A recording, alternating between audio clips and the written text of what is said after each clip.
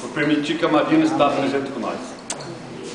Graças a ele, a Marina está aqui, faz convívio com nós, é a nossa alegria, a nossa vida. E não posso deixar de agradecer a minha esposa. Foi mãe, foi esposa, quase um ano no hospital. Não mediu esforços, nunca desistiu, nunca sentiu fraqueza. E essa esposa que está do meu lado, mãe da Marina, é a pessoa mais importante da minha vida hoje. E eu acho que é um agradecimento que eu não podia deixar de fazer.